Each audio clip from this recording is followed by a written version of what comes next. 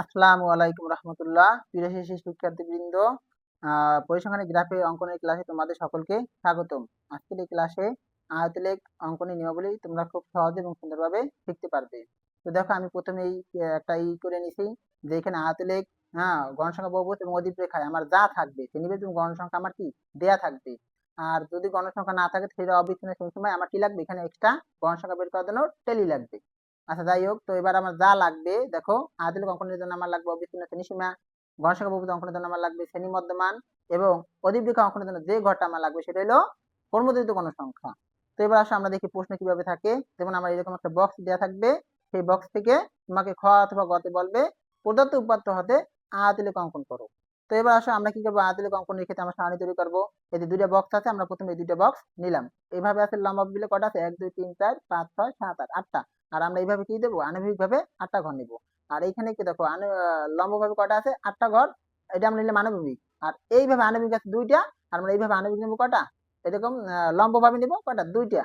আর এই যে অতিরিক্ত যে ঘর সেটা হলো অবিচ্ছিন্ন শ্রেণীসীমা, এই একটা, 3টে নিতে হইবে, ঠিক আছে। তো এবার আসো অবিচ্ছিন্ন শ্রেণীসীমা আমরা কিভাবে বের করবো। এই যে শ্রেণীব্যক্তির ক্ষেত্রে আমার এই যে বাঁ দিকের যে মানটা, এই যে বাঁ দিকের যে মানগুলো সেগুলোকে বলা হয় নিম্ন সীমা। আর ডান দিকের যে মানগুলো সেটাকে বলা হয় উচ্চ সীমা। নিম্ন সীমার 0.5 ঘর আগের মান নেবা, আর উচ্চ সীমার আবার 0.5 ঘর পরের মান নেবা। তো এবার আসো 31.5 ঘর আগে কত হইবে, তাহলে 31 বিয়োগ 0.5, তাহলে কত হবে, 30.5।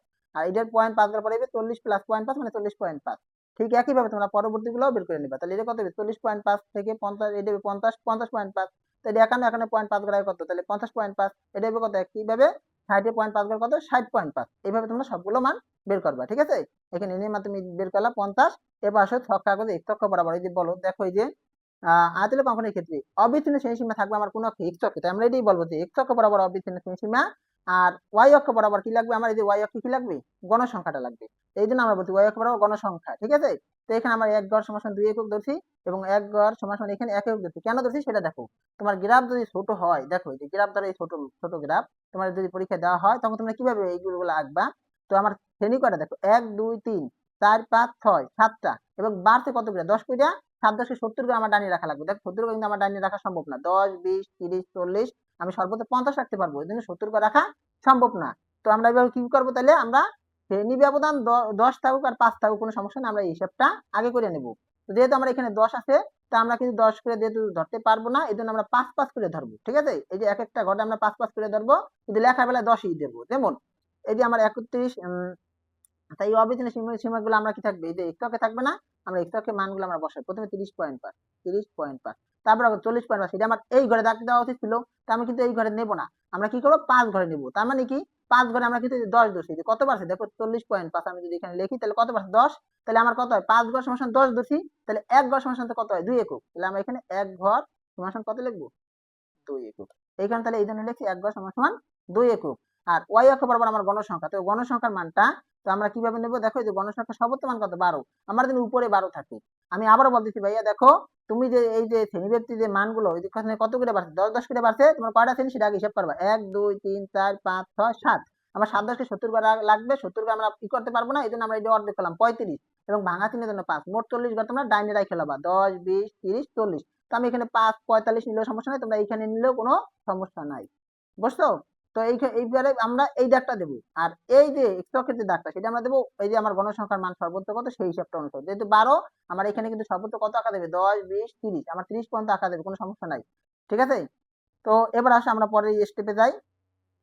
আমরা যে মানগুলো বসাই যাই, হ্যাঁ, অবিচ্ছিন্ন সীমা আমার কি, এক্স অক্ষে মানগুলো বসাই। 40.5, এখানে কত হবে 50.5, এখানে হবে কত 60.5, এখানে 70.5, এখানে কত 80.5, হ্যাঁ, এখানে কত 90.5, এখানে কত 100.5, ঠিক আছে। এটা আমার 100.5, এটা কত 100.5। আচ্ছা, এবার খেয়াল করো, 30.5 থেকে 40.5 করবো, আমি কত করবো ভাইয়া, 6 ঘর। তো 30.5 থেকে 35.5 পর্যন্ত আমি কি করবো, এই 6 ঘর উঠলাম, ঠিক আছে। এই যে 40.5 বরাবর কত করবো, 6 ঘর। 6 ঘর উঠে আমি এটা দাগ দিলাম। এবার আসো 40.5 থেকে 50.5 বরাবর আমি কত ঘর উঠবো, 8 ঘর। আচ্ছা, তোমার গণসংখ্যার মানগুলো আগে নিয়ে নাও, 5, এই যে 5, তারপর হলো 10, এখানে কত 15, ঠিক আছে। তাহলে তোমরা এগুলা গুণে বের করতে পারবা। 40.5 বরাবর থেকে 50.5 আমরা কত উঠবো, 8। 40.5 থেকে 50.5 আমরা কত উঠবো, 8। এই 6 আমার উঠা আছে 7 8, এই যে 2 বাড়াই দিলাম। তাহলে এইখান থেকেও কি করবো, এই দাগটা দিয়ে আমরা এখানে 8 বরাবর উঠলাম। তারপরে ঘর দেখো, তোমরা এগুলো স্কেল দিয়ে সুন্দরভাবে নেবা। তারপরে 50.5 থেকে 60.5, 50.5 থেকে 60.5 আমার কত ঘর? 10 ঘর। তাহলে তুমি এখানে আরো 2 ঘর বাড়াই দাও, তাহলে 10 হয়ে গেল। আর এদিক থেকে তোমার এই যে 10 ঘর হয়ে গেল, ঠিক আছে? এই যে 10। পরে আসো 60.5 থেকে আবার 70.5 কত? আমার 12। তাহলে এই 60.5 আমার 10 উঠা আছে, আরো 2 উঠলাম, 12। এখানে তাহলে তুমি এটা মিলাই দাও, এই যে এটা 12 উঠাই দাও, ঠিক আছে? এইটা আমার 12। তারপরটা আসো 70.5 থেকে 80.5 আমি কত উঠবো? 5 ঘর। 70.5 আমার যদিও 12 উঠা আছে, কিন্তু আমি এখানে একবার 5 থেকে নিব, হ্যাঁ? 5 থেকে পরেরটা কত? পরেরটা 5, এই যে 80.5, 80.5 বারবার আমি 5 ঘর উঠলাম। আচ্ছা, তারপরটা আছে 80.5 থেকে 90.5 আমি 7 ঘর দিব। 80.5, 90.5, 5 উঠা আসছে, আরো 2 ঘর উঠলাম, 7। তাহলে এইখানে আমি এটা মিলাই দিলাম 7, এই 7 ঘর উঠলাম। তারপরটা কত? তারপর আবার 90.5 থেকে 80.5 এ 2। 90.5 থেকে এই যে এলো 2, দেখো এই যে 1, 2, এই 2 আমি এখানে 2 নিলাম। এবার তুমি গ্রাফটা কি সুন্দরভাবে বরাদ করে দেবে, ঠিক আছে? আচ্ছা, সুন্দরের জন্য এবং তোমার এই গ্রাফটা কিন্তু খুব সুন্দরভাবে এটা ফুটে উঠবে, ঠিক আছে? সকলকে ধন্যবাদ। Thanks for watching my video.